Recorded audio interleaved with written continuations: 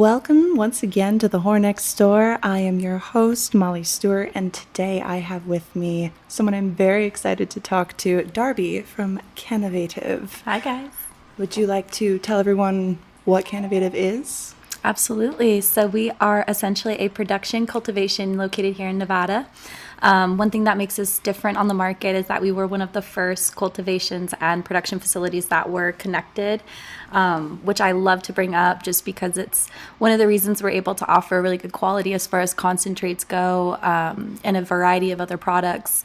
One thing a lot of people, I think, don't realize when it comes to having a production and a cultivation that are separated is that as soon as you cultivate a flower, it's got a lot of downtime before it actually gets to the extraction facility. Mm-hmm. So, for example, if you have a cultivation that sits here in town, but your extraction facility is over in Pahrump, you've got that whole downtime in between.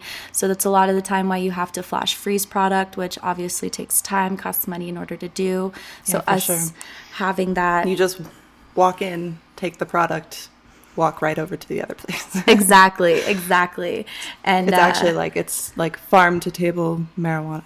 Exactly. No, and it's one of the reasons we're able to keep such a good quality in our products. And we get this really beautiful golden color in our concentrates because that flower is just so fresh. It hasn't lost any of the beautiful chlorophyll in the plant. It hasn't lost any of its terpene value or THC value or anything like that. So it's pretty really awesome. Cool. I did notice that more, like even the stuff that like is falling out the tip, you know, like the little, I don't know what you call it.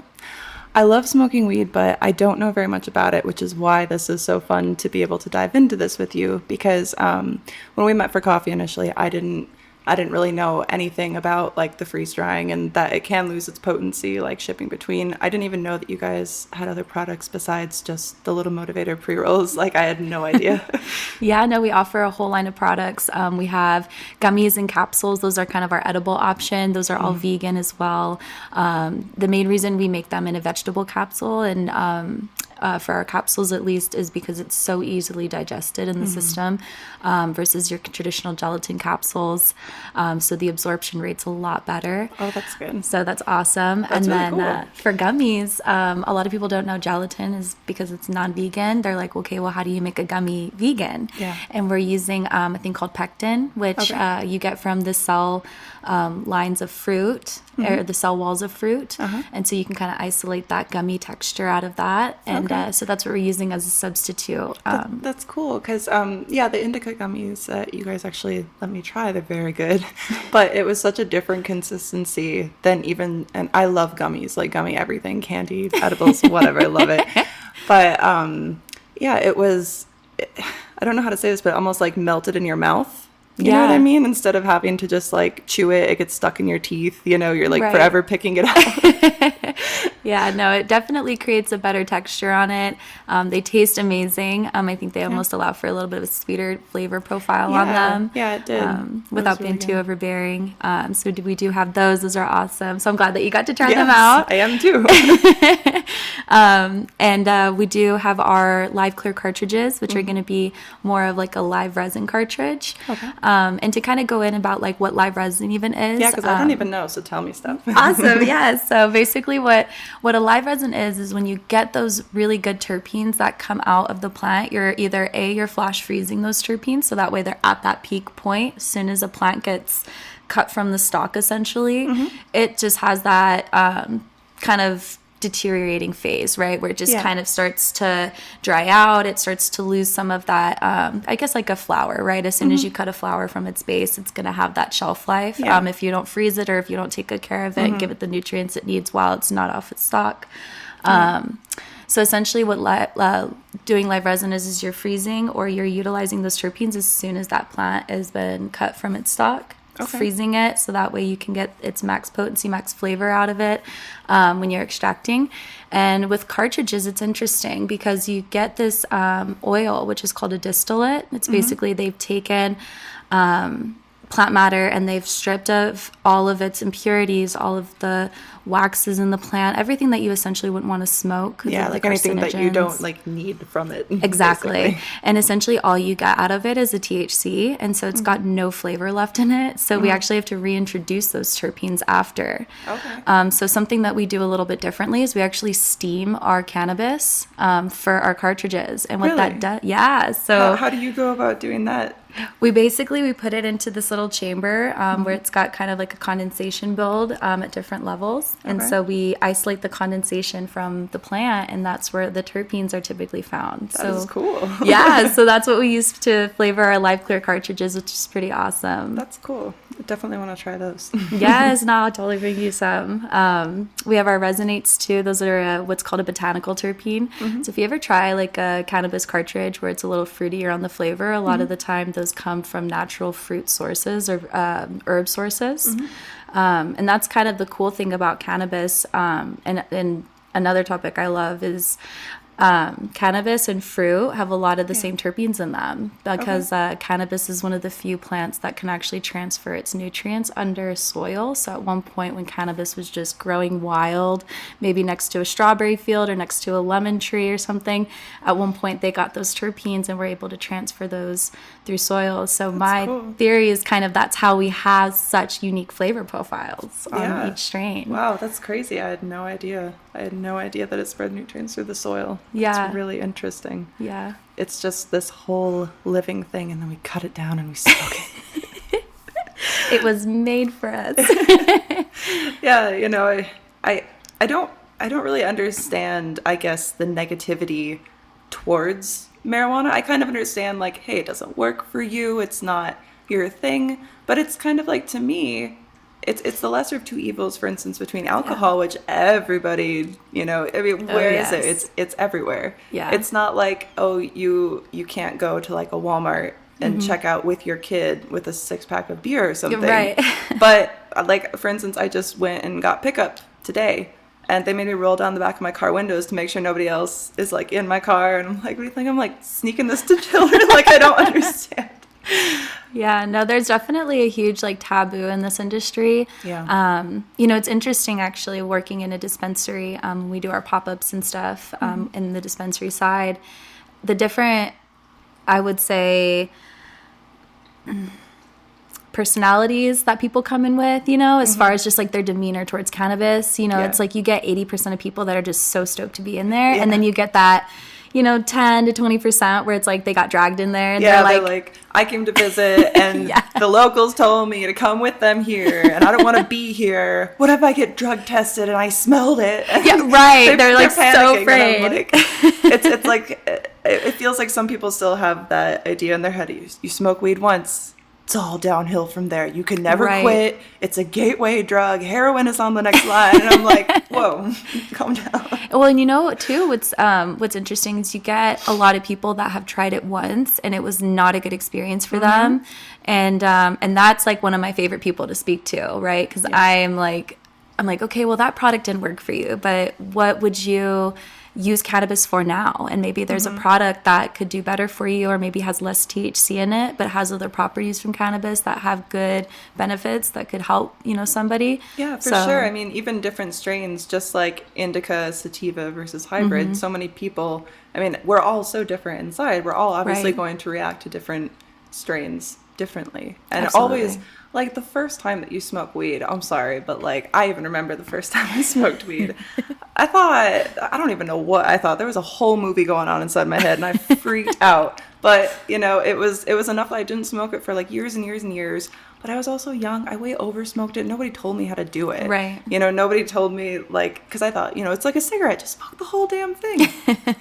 For your first time, don't ever do that. It's a really bad idea. Oh my God. Definitely. I made like a dozen muffins, ate the tops off of all the muffins. Like just the tops. And I had made them for a bake sale. I didn't like bake them while I was high. They were already there, prepared to be served to other people. Just decapitated them all. That is so funny. Honestly, I remember just how far cannabis has come, because I was born and raised in San Diego. And when I was in high school, I was up in Orange County, and we had a lot of underground dispensaries that were kind of popping up. And that was back in 2012, 2013. And I remember as soon as you turned 18, it was like, I'm getting my medical card. Yeah. And so you get your medical card, and I will never forget. I have a photo actually of me in my very first dispensary, and I looked so high. I don't even know. We were smoking our whole way up there. I just know I looked so stoned.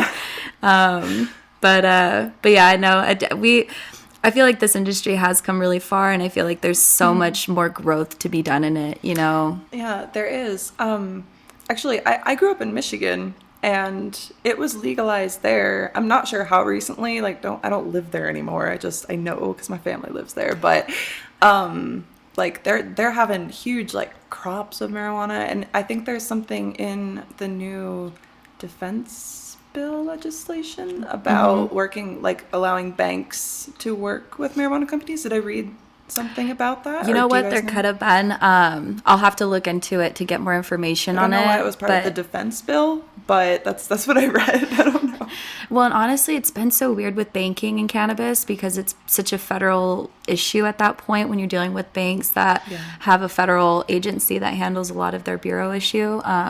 You know, it's a lot of them just don't even want to touch us. You know, for a while in this industry, it was like, okay, how do we take our cash and pay our employees as a check and not have to pay them in cash? Yeah, exactly. So, like, I remember my first like year and a half in the industry, I was paid cash pretty much like every single time. And it was the first time I'd ever worked for a corporation where it was like, I wasn't getting a full paycheck. You know, it was like, my check was all there. But yeah, we just had that weird area of time. Yeah, I feel like it's almost kind of like a marijuana, like at that point, the strippers. Yeah, You get paid in cash, and then like, of course, alcohol and all the other bad supposed things that are legal. It's like that's like the burlesque dancers, like just enough bad to say that, oh, you guys can watch this, but you know, like, but the other one's dirty, and it's like, all right, cool. I know. I'm like, come on, guys, like.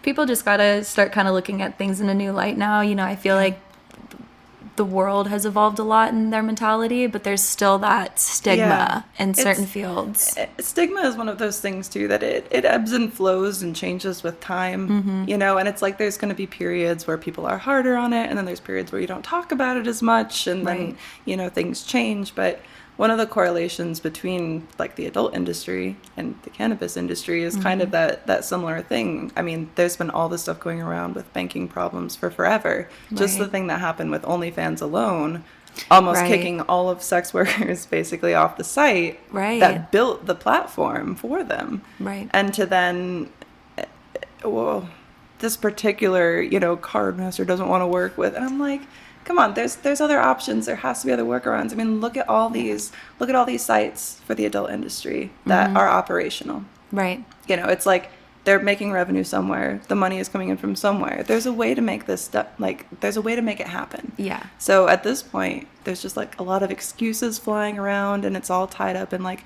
bureaucracy and all of these documents that none of us are going to ever be able to decipher because it's like they're not written by humans, little robots just like making all the laws.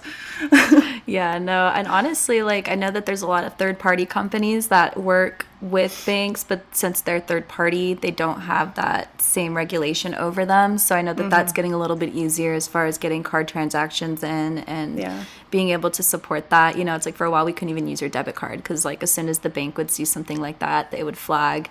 Even using an ATM inside of a dispensary for a while, it's like you would look up on your phone and it would be like, you were at George's bar tonight, and I'm like, no, I was not, but but that's how they had to make it work. So it'll be interesting. All of the restrictions on it are just insane. I hope that the banking reform does go through in that direction, like that in a way that's beneficial and helps kind of promote it more in a positive way, because I think that a lot of people are just severely misinformed about marijuana, whether it's because, you know, that's just what they were told, what they were taught, or like the area they live or grew up in, or all this kind of stuff. You know, even my parents are on two polar opposite ends of what's good. Probably why they're divorced. But like my dad loves marijuana. My dad's a nurse. Like, and my mom every time, and I'm like, I am in my house, mother. You cannot tell me to light up or not to light up in my own home. You're like, this I'm is doing mine. nothing wrong. I bought this. You are visiting. You are a guest here. You can step outside. Yeah, no, for sure. And I think a lot of like people not having that information is that censorship, which I know you guys see a lot in the adult industry too. It's just like on social media, the censorship between cannabis and the adult industry is so crazy. Yeah, I mean, it's so tied together. It's like, and then the things that other accounts get away with just because they're not technically industry people. It's like you look, people are posting nude photos, almost nude photos, and it's like, and I get someone with a bikini removed, you know, and I know this happens to people all the time. I'm on my 15th Instagram account, you know, knock on. No, I get you. Like that, we deal with the same thing. It's like so many companies have either they get their account stripped away and they have to monitor all of their stuff to make sure they're not selling cannabis online. And so it's like we have to put disclaimers on absolutely everything that we put, which is like, which I'm sure you guys have to do the same, 21 and over content, put like blockers on stuff. Yeah, it's like, it's 18 plus for sure. Or 18 plus, yeah. But it's like, it probably should be 21, but hey, you know. Yeah, I don't know. It's such an interesting time to be in because it's like, I feel like mainstream media overall, like even just things that you see on Netflix or Hulu, is becoming so much more and more sexualized. There's more and more drug use, like shown on streaming platforms all the time. And not even just marijuana, because I don't even really consider marijuana a drug, if I'm honest. Right. I think of it as almost like an herbal supplement at this point, you know? Like, I use it like a vitamin C. Yeah. And it's like, it's everywhere. And you see it all around you. People are becoming more and more exposed to it. But then at the same time, it's like, if that has progressed in the mainstream world and they're basically capitalizing off of that, but we are being hindered in our operation. Right. It's like, how does that work? It's the double standards. Yeah. It's like, you know, rules for me or rules for thee and not for me. Is that what it is? Do as I say, not as I do over here, you know? Yeah, and it's just like, oh, we make up rules to put in place simply to penalize people that we don't agree with. Right. And it's like, well, it doesn't, you know. There is a lot of censorship, especially today on social media. I mean, it is out of control. Oh, man. You don't have to agree with everyone. Right. You're never going to agree with everyone. Right. You'll agree with some people. Not everyone's going to agree with you. It's like, let people have their own freaking opinions, even if they're shitty. If they're shitty opinions, just laugh at them. Right. Like, it's your phone.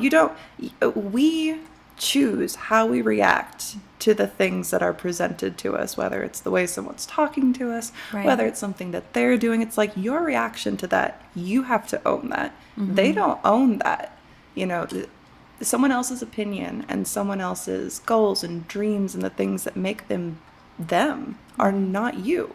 So how can you possibly go and then continue to put judgment on everyone else around you? It's like, how would you feel if it was in reverse? Right. But then alternatively it is, because those same people trigger the people on the other side of the argument, and they just go back and forth and back and forth. I'm like, y'all are going to have a heart attack. Right. Real quick. Like, it is not going to last long for you. I was just having this conversation with a friend of mine about how for a while, you know, differences are what made people beautiful, right? It's like... And now it's all about conformity. Yeah, right. Like, I need you to think the way that I think. And, like, even in this industry, I get people that are, like, very diehard, like, I don't smoke cannabis, I don't like it, I don't want anything to do with it. And I completely understand, you know? And it's like I back off from that conversation because it's like I'm not there to force anything on anybody, you know? And I feel like, unfortunately, that's kind of that respect factor that we've lost for other people, you know? It's like... There's a huge lack of respect going around the internet. And I think it's just... It's like social media has given everyone a pass to play in the entitled Olympics. Yeah, right. Like, that's a good way to put it. I know I say this way too frequently for anyone that has listened to this more than once, but nobody is special. Like, do you know what I mean? Like, in the way of the world, it's kind of like, just focus on you. Right. Because it's like, care for those around you, respect other people, but it's like what they're doing doesn't have to impede your life. Right. And if there are people who impede your life, just cut them out of it. 100%. That's all. It's like, because all you're doing by dragging out arguments, whether it's in person, whether it's all over the internet, it doesn't accomplish anything. All it does is drag out something that you could have just closed your phone. Mm-hmm. And instead, smoked a motivator instead, exactly, and gotten into your happy place. Exactly. Instead, you argue with this person for like an hour, and then at the end of it, you're just gonna sit there and like stew. Like, Right. Why would you want to do that to yourself? Well, and when you think about it, that energy that you put into what somebody else is doing that you have no control over, the less energy you have to put towards things that really push you forward in life and really help you grow.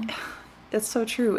Everyone is just going around wasting energy on things that don't matter. Mm-hmm. It's like I keep saying, social media isn't real. Right. It's like, the biggest followers. People, I don't know if y'all know this, but you can buy followers on Instagram.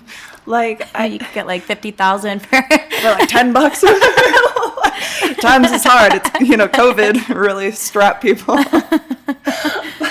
But it's like, no matter what it is, it's everyone is selling something on social media, whether they're selling themselves, whether they're selling a product. Mm-hmm. I mean, even you, me, you're selling Cannavatie. I'm selling myself because I like working with Cannavatie. I'm selling myself to you. I'm selling myself to the people watching this, and so are you. Yeah. And it's like everyone is selling something. Mm-hmm. So on social media, when you're put out there on the internet, it's maybe a partial accuracy of something, but it's going to be inflated. No one is having the best day of their life every day of their life. Right. It doesn't happen. And, you get all these, like, the perfect photos here, the perfect photos there. Do you know how much people ramp up and just make content for, like, an entire month so they don't have to, like, do anything new for 6 months? Right. It's like... And people just need to, like, calm down. Let people do what they want to do. Focus on themselves. And also smoke motivator. They do help on my worst days, I will say. They do. I swear it's one of those things. It's PMS week for me. Sorry. And like the only thing that keeps me from just pulling my hair out is that. No, yeah. These honestly just cannabis in general. And one thing that brought me to Cannavatie was, I've been in the industry for so long. And for me, it's like I look at cannabis as, okay, anybody can have a lot of money, right? Mm-hmm. And invest into a cannabis company and want it to be super successful. But it really takes a team that cares about the company, cares about the brand, cares about the product itself, and that can push that through and create that success, because that just doesn't happen overnight. And that, having to work so hard for your own enterprise and put yourself out there. It's a lot of it is just having, good support, good people around you, and that's the root of it all. And that's one of the reasons that I chose to work for Cannavatie, is because they offered that really awesome team, family environment. We're still a small team, but we're a big company. We do big things, but we're still an intimate team. Yeah, we all communicate. If there's an issue, it's like all on the table. Let's talk about this. For any suggestions we get from the market. So like our capsules, we have a RSO capsule, which RSO stands for Rick Simpson oil, super thick, sticky cannabis oil, and it normally comes in a syringe. Okay. So it's not as accessible because the people that buy it, because it's super potent, is mostly cancer patients, people that have severe ailments. So especially for people with arthritis, right? They don't want to crank out an oil. So a bud tender came up and said, hey, what if you put those into capsules? That's so cool. And that was kind of what stemmed our RSO capsules. And so we really take that feedback from the market and utilize it to better our company, which is especially even incredible. Because that it helps with arthritis. So then having those like the vegetable capsules that are better on your digestion and everything, that's even better for that. That's so cool. Yeah. It's awesome to surround yourself with people who are just as passionate about you, not even necessarily about the same things, because I'm sure that even within your little Cannavatie family, it's like everyone has, of course there's going to be similarities in the passion, but they all probably have their own separate passions within the same shared love of what you do. And I think it's one of the things that I find interesting is talking to people who actually truly enjoy their job and don't really see it as a job and more as like an extension of themselves. Like, this is something I'm passionate about. This is something that I'm knowledgeable about, or knowledgeable. I couldn't say words. I'm so sorry. Knowledgeable about, or just good at, or want to get better at. And it's cool because you actually know what you're talking about. Because, you know, even the RSO, all that kind of stuff, if you had not just described that it's for arthritis and the concert, I would not know. You know, I didn't even know that existed. Yeah, no, that was actually one of the reasons I even got into the industry, which it was about 5.5 years ago, was my mom ended up getting really sick, and we were out here in Nevada, and she ended up needing a double liver and kidney transplant to save her life. At that point, she was pretty much, they had written her off here in Nevada. They were like, there's nothing else we can do for her. So we got her thankfully relocated to San Diego, and she was at UCSD Hillcrest, and I give my hats off to them and their team because they are the reason my mom is still here, which is incredible. Yeah, you even said that when we discussed this at coffee, Yes. and you were just like glowing about them then too. You're just like, I want to thank them. And I'm like, whew. They're great. I mean, there's their whole team so of cool. people that worked for her and worked on her and really put time and effort, because I had seen what it was like to have a hospital that just really didn't care at all. Yeah. And to watch because I initially was going into nursing, and so I was like, you know, kind of in this situation with my mom, and it really made me realize, like, I don't want anything to do with big pharma. I don't want anything to do with this, because this was insane, and this could have been avoided in a lot of ways. And after that, after watching what happened to my mom's body, and after her transplants, they came in, they said, hey, we have a super experimental treatment, but I mean, we're confident in it. They gave her, like, I believe it was like a synthetic CBD that had been approved through their hospital system.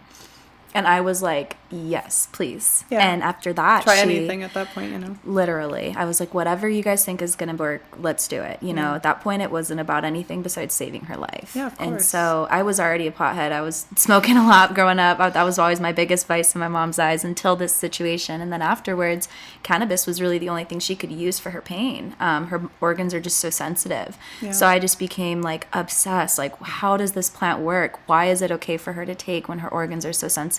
Yeah. Do we have a system in our body that's actually able to process this, you know?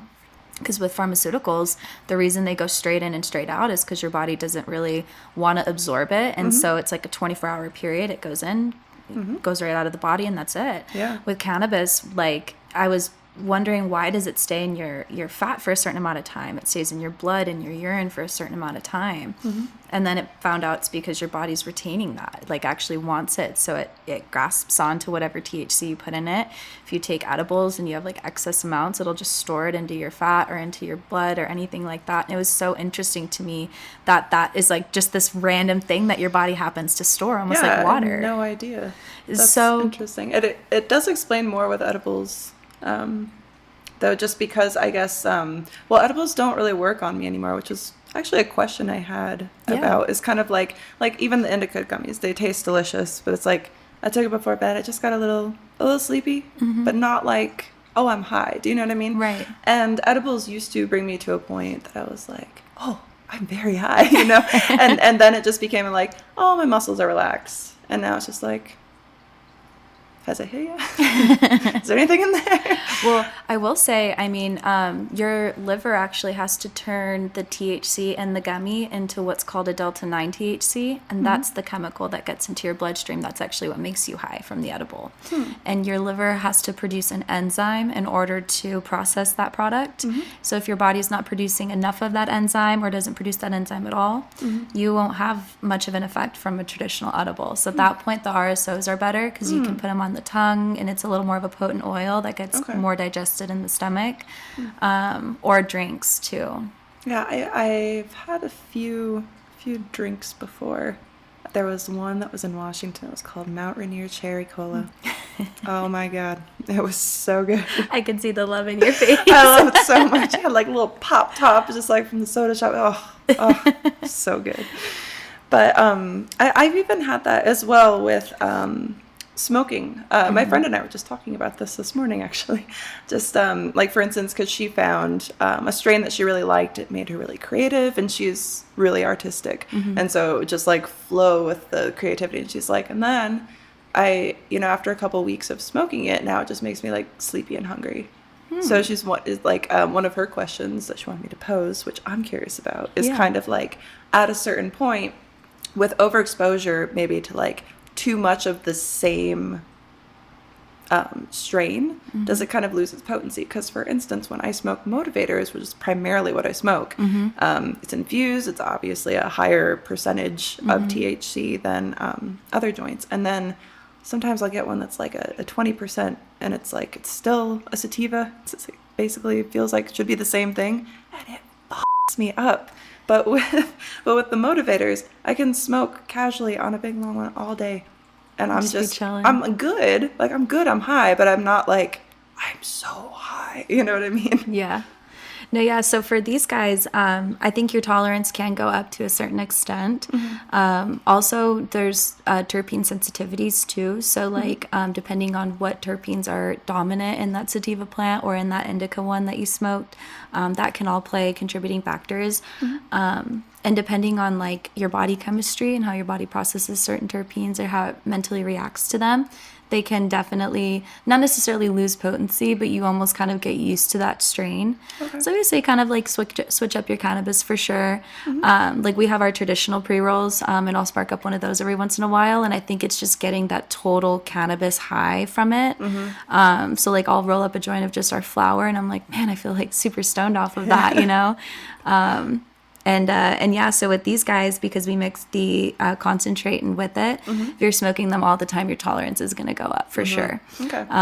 So that is a normal factor. So I would say, you know what? Sunflower. Yeah, I was going to say you can take like a little couple day tolerance break and just smoke the flower instead. And then if you want something more potent, load some of the honeycomb on top of a bowl, like right before bed or something like that. Do you want to show that to the camera? So we have this honeycomb here. This one's our Sativa Amnesia Haze. And you can see it's got this really gorgeous color tone inside of it. That was kind of what I was touching base on with the yellow. With the yellow earlier, just because that chlorophore doesn't have any time to be lost in the plant, so we get that nice color tone from it.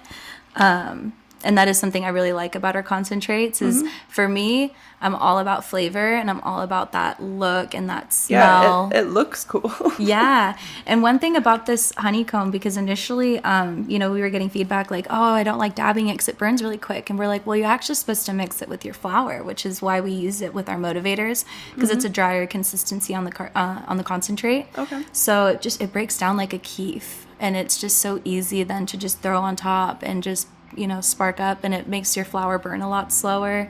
Yeah. But I find that like if I'm smoking flower throughout the day, I'll just throw a little bit of that on top of a bowl, or I'll smoke a little bit of a motivator more at nighttime. Nice. To kind of help me relax. But of course, like everybody's tolerance is different. Yeah, for sure. And I think it probably just goes and changes with time. And I smoke a lot of weed. I'm home alone a lot, so it's kind of like, what else do you do? But I found that it does help with my creativity a lot. And the funny thing when I first tried the motivators was that I think I told you this, but I was like, oh my God, it actually motivates me. And I was smoking it to try to like sink into the couch and just not exist.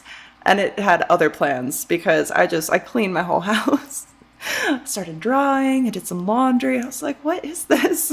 Yeah, no, and that could 100% just be like your body chemistry and how it like meshes with that strain. Which I love because it literally helps me get motivated to do more work, which I love. I love work. No, that's awesome. Because like I've smoked strains for the same thing. It's like, I smoked it and I was up and ready to go to work, and I smoked with my roommate, and she's like literally on the couch. She's like, I can't do anything. It was so funny because my dad came to visit a couple months ago, and I had him try the motivator, and I was like, I really think that you'll like it. Ooh, yeah, he did at first, but it was funny because he also thought that he was going to chill, and I didn't tell him. Within 5 minutes of hitting it, he went outside and took apart and fixed my grill that was broken when I moved into the house. And then he's like, okay, I'm hungry now. I was like, all right. I love the functional high people. Like, I love our functional stoners. I guess I take more after my dad. That's awesome. The terpenes like me.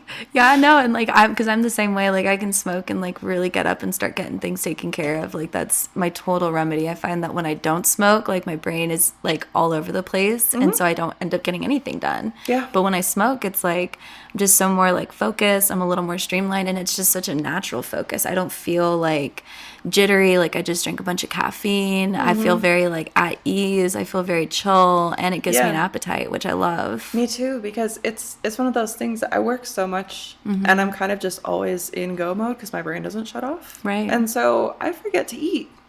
I feel you. I just forget. Like, it's not like, oh, I'm not trying to eat. It's like, number one, I can't cook. So there's no food in this house. My entire fridge is LaCroix and condiments. Like, and eggs that are probably from June. I don't even know. Like, you know, but it's just, I don't know.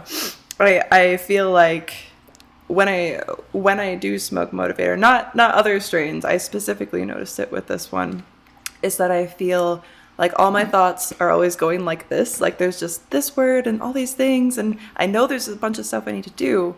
But when I smoke, I take a minute, I calm the down. Like, take a minute.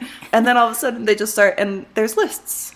And it's, my brain does it for me. And I'm like, oh, that was in there the whole time. I just couldn't, like, grab it, you know? Like, right. It just helps me grab the thoughts better, I And guess. I love that. Like, because when I was, like, kind of dealing more with, like, the hospital side of things, I noticed that, like, if you go to a doctor and you tell them, like, oh, I can't focus right, it's like, oh, we have a pill for that. Oh, we have a pill for this. And it's like, I look at cannabis as like, this is like an alternative to that, you know? It's been my alternative, and, you know, been something that's kind of kept me away from ever really needing to get a separate alternative, just being able to utilize, you know, these products and just cannabis in general and its many beautiful forms. Yeah. And also, as far as medication that has to do with things like focus, one thing that I've heard a lot is that it affects people in such a way that they don't want to take it because it's like, it doesn't feel like them, right? Essentially, like, you know, with Adderall, for instance, it's one of those things, and it's kind of like it's too much focus. Right. Do you know what I mean? And right. It's like you can't shut it off. But it's like you take a hit of this, and I'm not high in a couple hours. You know, it's not like, oh, you take an Adderall and you can't sleep ever again for the rest of the day. And like, it stunts your appetite. And I was looking up adverse effects because, of course, like when my mom's liver and kidney, you know, fell out, she was pretty young. Yeah. And a lot of that, you know, wasn't because of like, you know, chronic drinking or anything like that. Of course, like, you know, our parents kind of grew up in an era where it's like you come home, you have your glass of wine, and that's how you wind down. Now I think that that's kind of starting to change a little bit. But my mom was how I saw the results of stuff like that, of just that casual, you know, come home, have that glass of wine, and not even, you know, really having the best diet in addition to that, and what that can do to your organs. I mean, and just how quickly it can just break down everything is just nuts to me. And so I just was like, man, like as young as I can possibly do this, like I would love to switch up my situation of what I put in my body. You know, granted, every once in a while I go out, have a drink or something like that with some friends in town. But for the most part, I keep it green, and that's been it. Well, it's one of those fun things with weed is that it doesn't have to last all night. You know, I mean, for some people, you take an edible, it's going to last all night. So, you know, go slow. But it doesn't have to last all night. I never feel like shit the next day. Right. Like, I'm never like, oh my God, I'm hungover because I smoked too much weed. What? It's never a thing that's happened. I will say with edibles. With edibles, yes. Yes, I'm like that. I have some stories on because I have been really high. I remember right before we went recreational out here in Nevada, we were still selling these like 1,000 milligram and 500 milligram brownies. And they were, I think, about to expire, but they were only like 4 months old, and they had been in a freezer the whole time. So they had plenty of shelf life left. So our manager was like, hey, if you guys want to buy them for like $10 a pop, like get them out of here in a week and they're yours. So I bought 5, and I put 5,000 milligram edibles in my freezer. And I looked at my boyfriend, who was going to be getting his teeth pulled soon, and I was like, this will be perfect. We'll just get you stupid high, and then you'll sleep and you'll be fine. It did the opposite effect on us. Like, literally, we were so high, we couldn't sleep. And so I was, like, laying on my couch. I'm sweating. I'm like, oh, my God, please turn this off.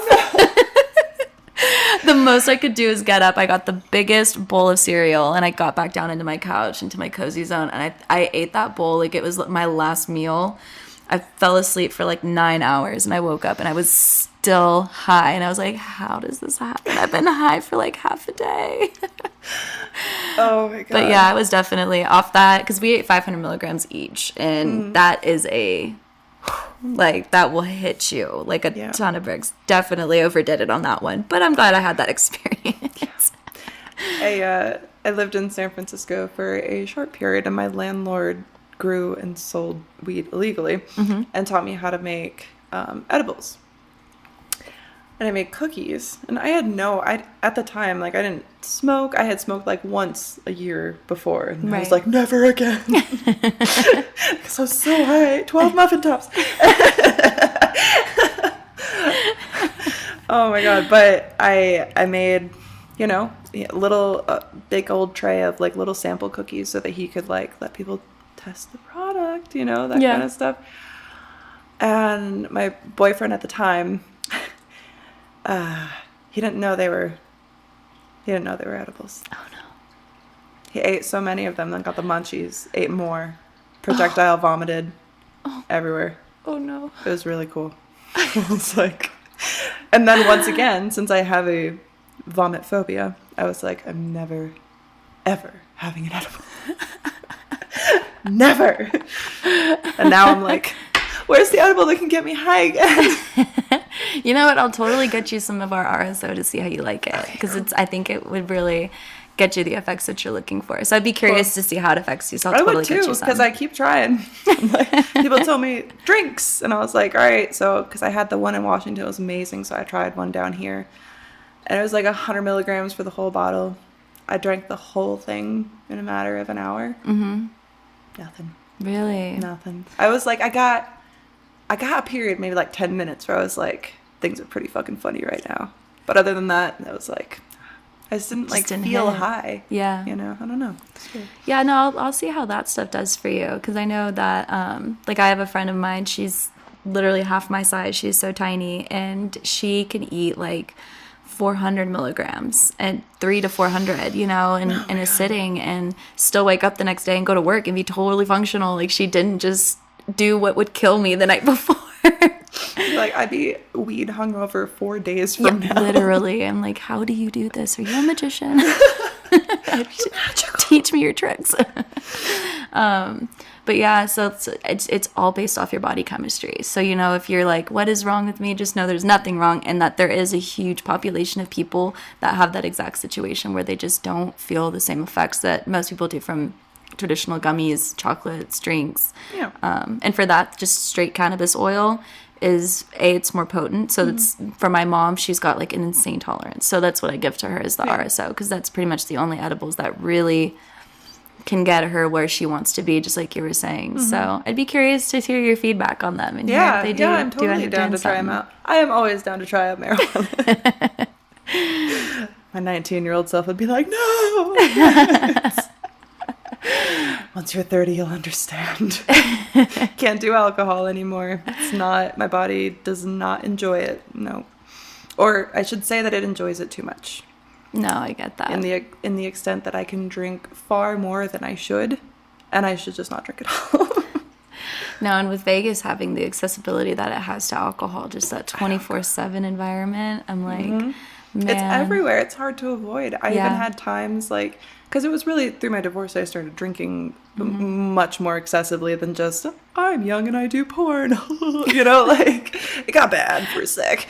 And it was just, it never felt good. It wasn't like something that ever helped me. It just makes you more and more depressed. Right. And it's everywhere. So I'd have periods where I'm like, I don't need this, I'm gonna quit. And it's like I go to the grocery store for frozen pizza, and it's like, oh, and a bottle of wine, 2? Oh, it's on sale, 3 for $20. Like, mother, calm down, girl.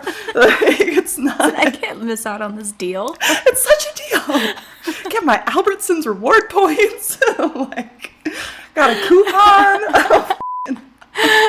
All the excuses to just pour poison into my body. And it's like, it didn't even, you know, I said that I drank to sleep, essentially. but it was never a good sleep. It was never like, oh, I wake up and feel rested. Right. Ever. I think I was just, partially dead for 6 months at least. I don't know. Oh my God. It felt not like me. I would have horrible, horrible nightmares, like all the time, wake up, panic, cold sweats, like all crazy stuff. And when I finally decided to quit, I was like, I would start to have like, the times where I want to drink. And instead I would just smoke some weed and work out. And I'm like, I'm going to replace, one smaller vice with a positive thing like exercise and see where that takes me. And it kind of like, it leveled out the sleeping. Like the nightmares took a while, but they started going away. That's awesome. And then I reached the point, do you know anything about, I know there's studies and people have talked about THC impeding REM. Yes. So that's actually funny that you mentioned that. So my mom actually called me about, I would say, a year ago, and she was like, Darby, I am not doing this weed thing right. I smoke every night, but I get 2 to 3 hours of sleep, and then I'm up and I can't sleep anymore, and I don't know what's going on. And so I started kind of looking into different products and doing a little research and diving into why THC does that. And you actually have 2 separate receptors. You have a CB1 and a CB2 receptor. Okay. And you have THC that affects one receptor. And then you have CBD, which is your non-psychoactive portion. And it's like very anti-inflammatory. People, have probably seen it in their local gas station at this point. It's at Sprouts. It's everywhere. But CBD is that component in cannabis that affects your REM sleep directly. THC affects the kind of like the psychosis state. So you might get a little bit of like cool visual, or maybe you just end up passing out because you're so stoned. But it's interesting because I started Googling, why does your body wake up like 3 to 4 hours after passing out? And they did a study that found that your brain actually will wake itself up because it's not high anymore.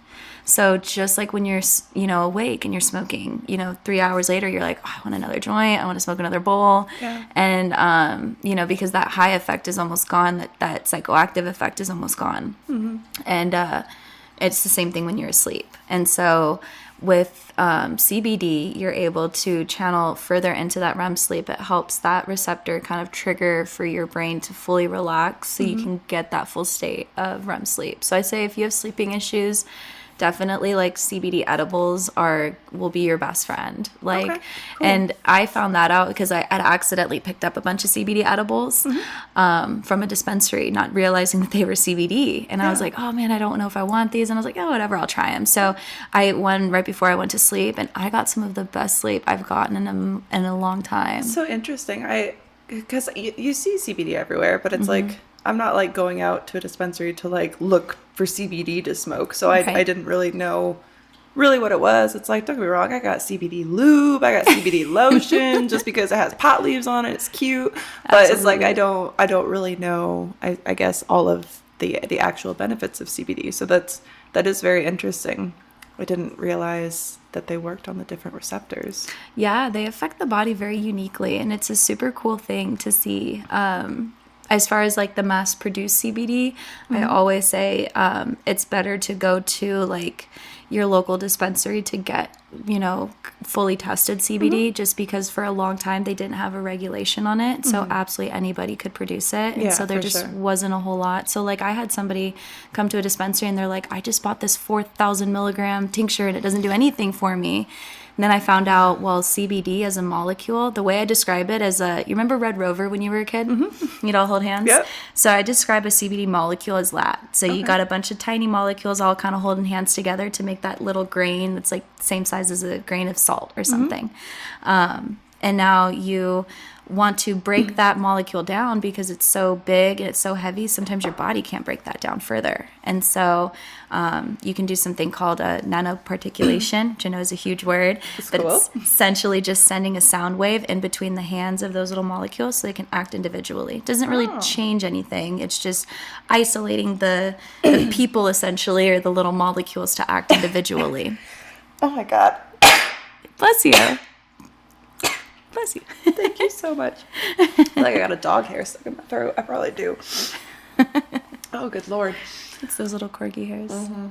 I'm not even kidding. They're everywhere. If I go and pat that couch when the sun's coming through in the evening, it's like, there they go.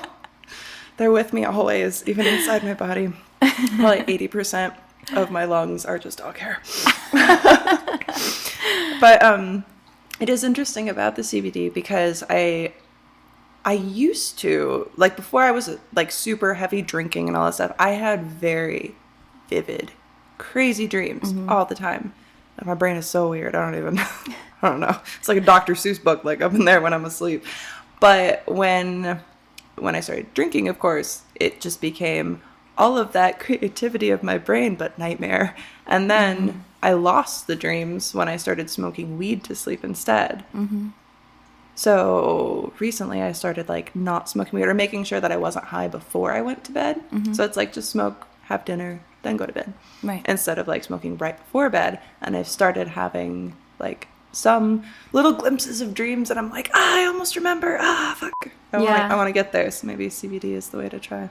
Yeah, no, definitely. I always suggest CBD. Like I said, just make sure you get it from a good spot because I definitely hear of people spend so much money on stuff that doesn't end up working for them. And a lot of it is just, finding that good quality and finding a company that has a good process, that has CBD that's broken down fine enough. And technically, if that CBD is broken down properly, you don't need to get the 4,000 milligram tinctures. You could get the 1,000 or 2,000 milligrams. Yes. And just be fine. Or you can even they have gummies. We produce a gummy, actually, a 1-to-1 gummy. Oh, okay. Or a 2-to-1 gummy. So it'll have THC and CBD in it. So the THC kind of initially gives you that high to give you an initial relaxation. So people with anxiety or anything that's like a PTSD related, where maybe THC does help them with a relaxation. And then while the CBD can kind of help carry out that sleep through the night. So having that synergy of the two is awesome too. Yeah, I never really understood what like the 1-to-1 or 2-to-1 or whatever even meant. I was just like, it has both. Yeah. I know that. And honestly, the only difference is, so like 1-to-1 is normally 10 milligrams of one thing, 10 milligrams of, another. So it's normally CBD 10 milligrams, THC 10 milligrams. And then you have your 2-to-1, and some companies will do like 20 milligrams of CBD, and they'll only do like 5 milligrams of THC. So then you kind of get different ratios that you can play around with. Because I meet women and men all the time that are like super sensitive to THC. So even 5 milligrams, they're feeling fantastic, right? That is my friend. The one who wanted me to ask the question.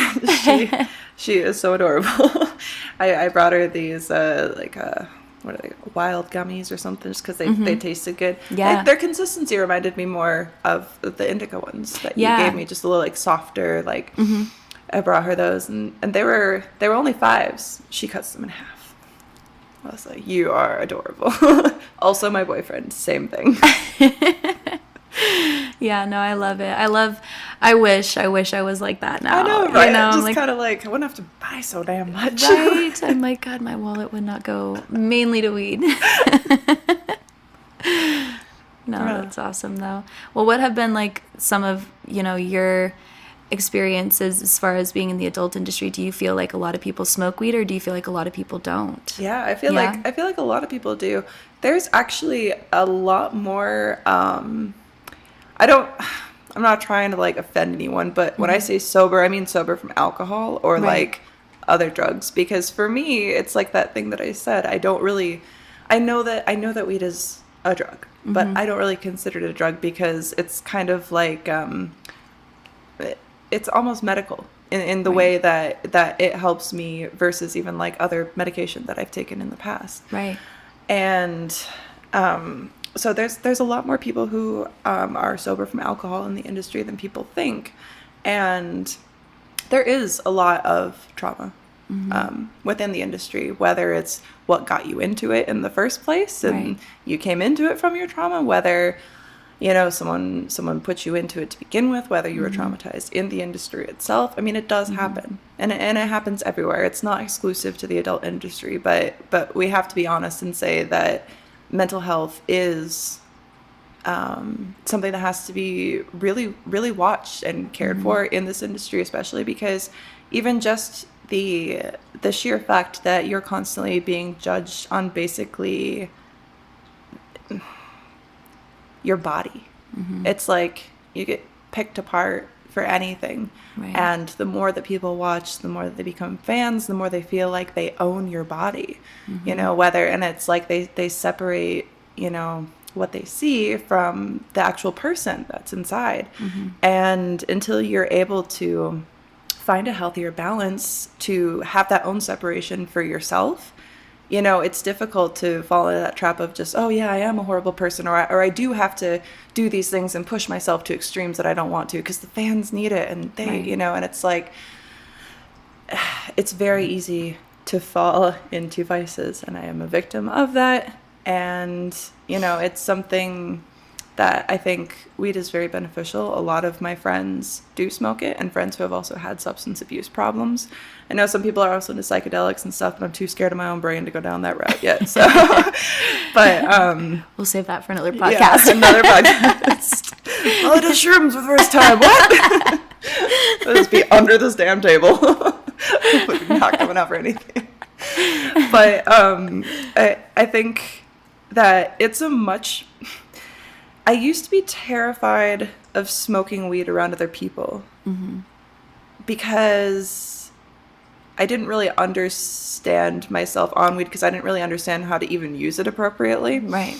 But now I found that it's such a better social lubricant than alcohol, because it's like everyone is just, it's like it forces you, you're literally breathing it in. You have to take a deep breath and calm the fuck down. Like just the initial breathe in and breathe out is relaxing. Yes. Yeah. And it's like, I love to smoke weed and meditate. Are you kidding me? I love it. Oh, 100%. And I think that that's a much better way to really dive into someone and to create a connection with someone, rather than just kind of all of this surface level stuff that I kind of feel with other drugs. I feel like with other drugs, with alcohol, like things that I have tried, it's kind of like you're there, but you're not there. It's almost like you're watching the situation, you know? It's like you're just a participant in what's happening. I don't know if that's the best way to describe almost like that. Out of body, like you don't really have that control. It's almost out of over body. it. And also in the same way where it's like even the next day, it even more so feels like you're watching it, because you don't fully remember all of it. Right. You know what I mean?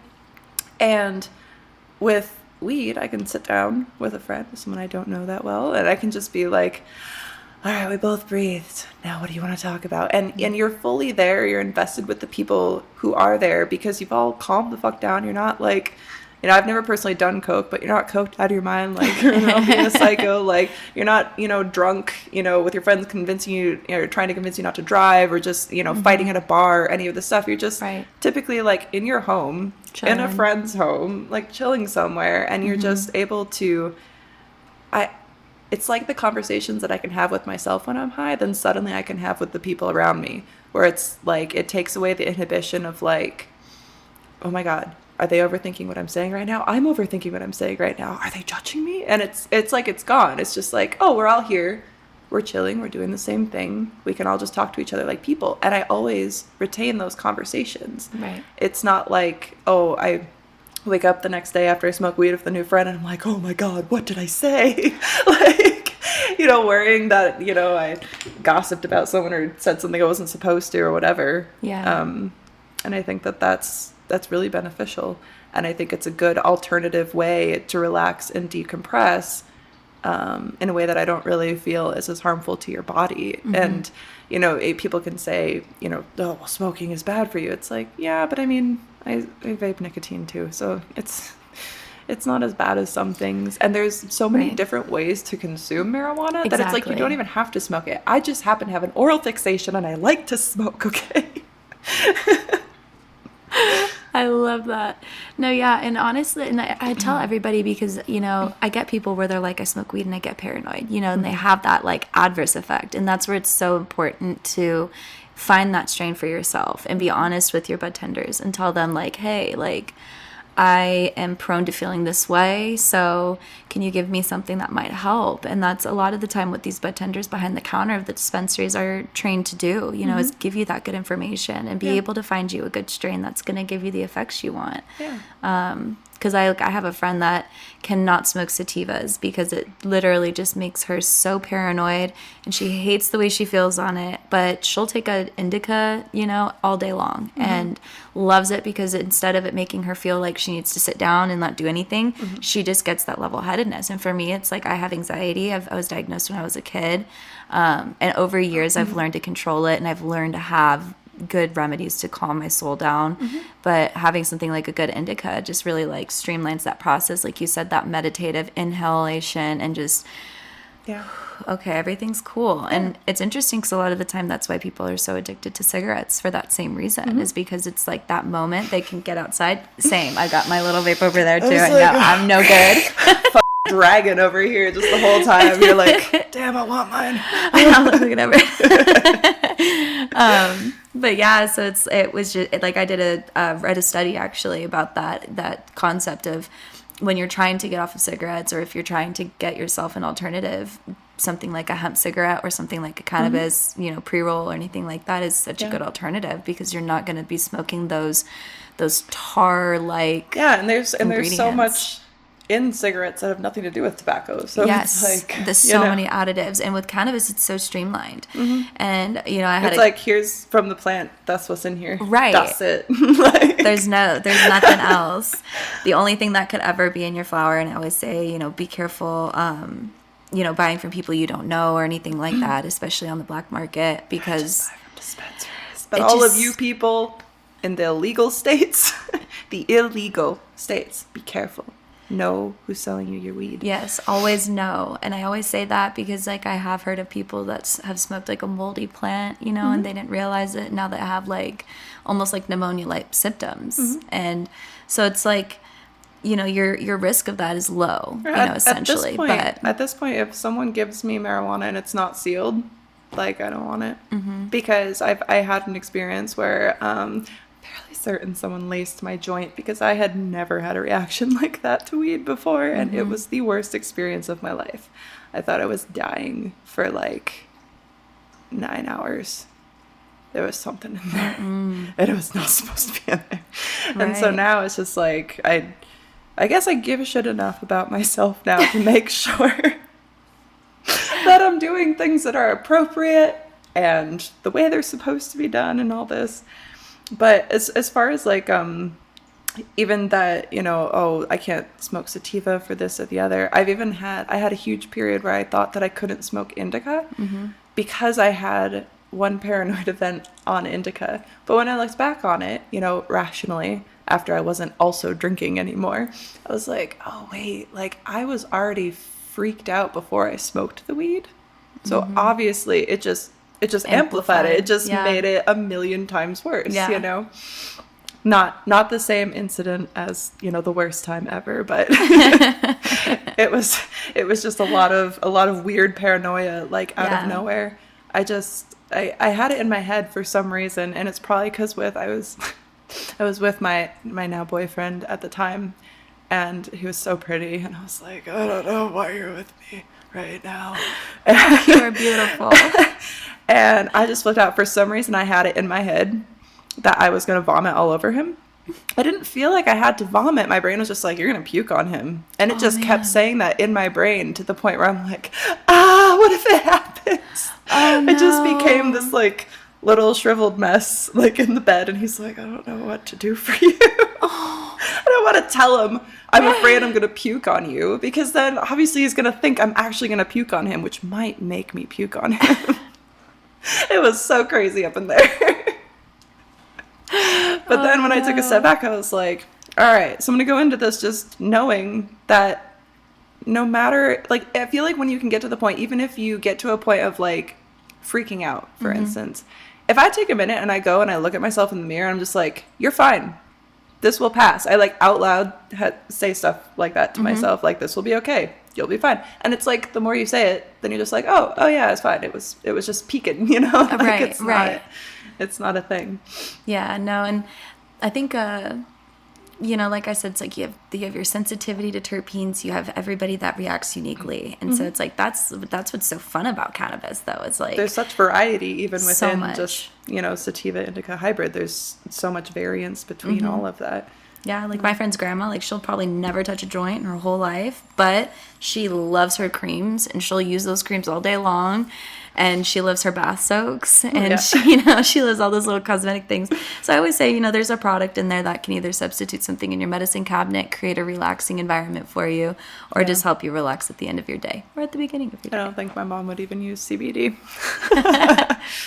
It's the devil's lettuce. I know. I'm like, man, I hope there becomes more accessibility to information about this, like just in general, just being able to Google something and get legible information on there and not have to filter through a million forums in order to get that. And it's also one of those things that if you're looking for the answer that you want, you can Google it.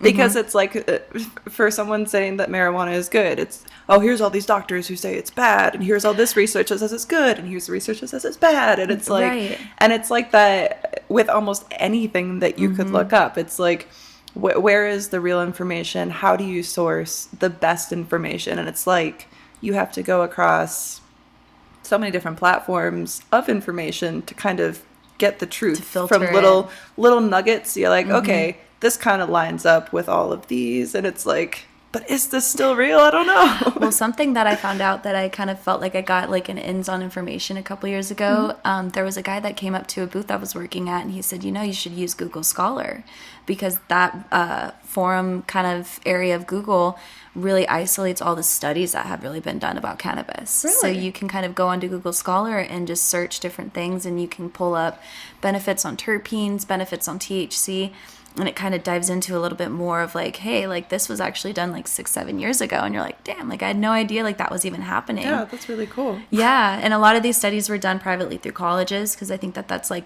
their leeway on it.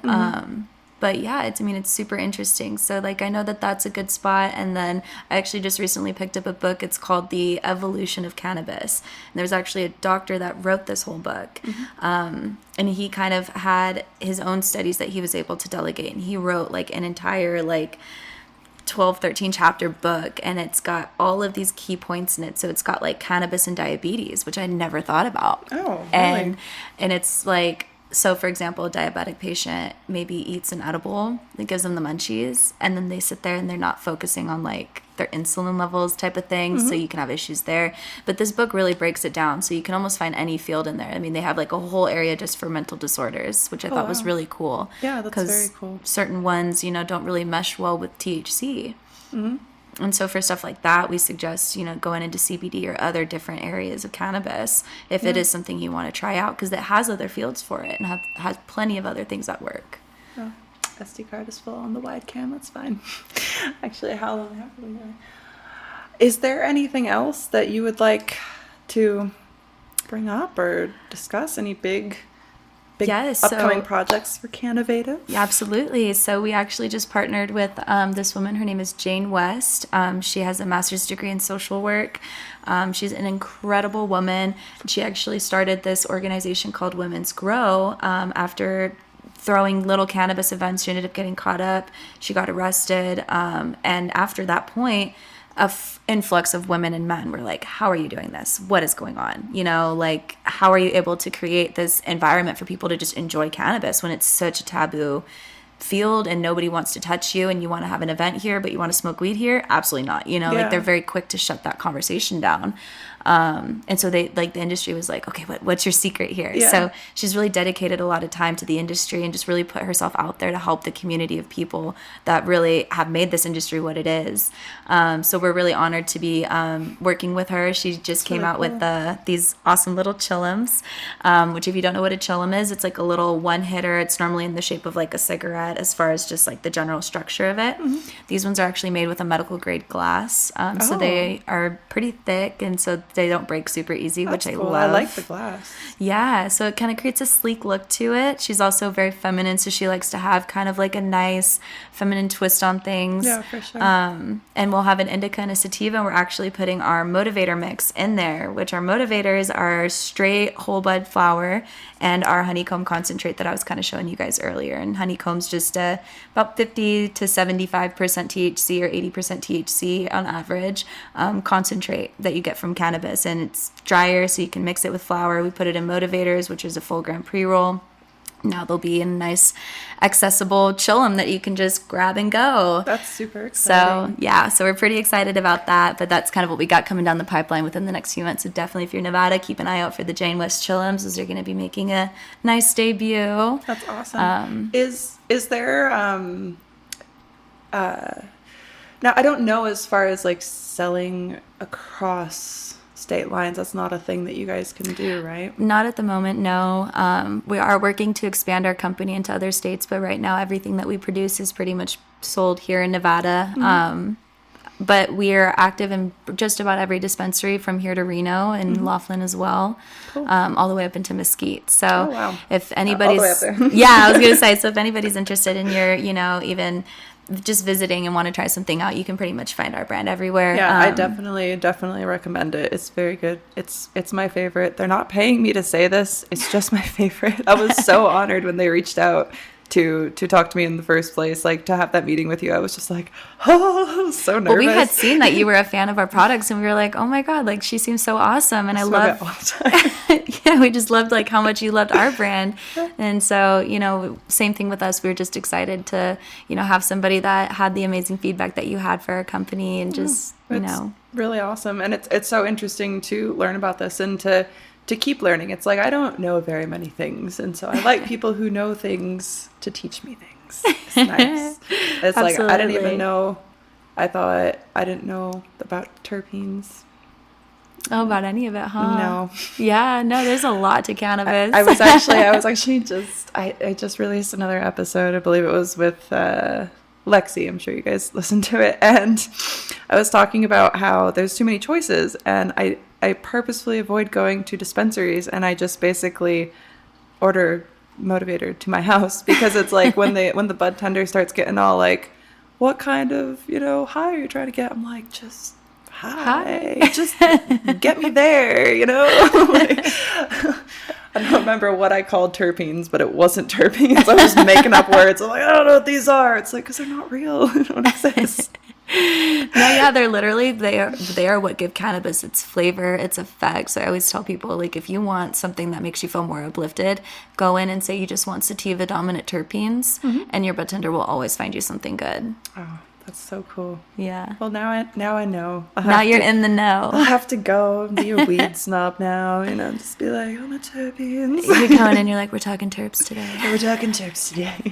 They're like, what are you talking about? Is this how you talk to people?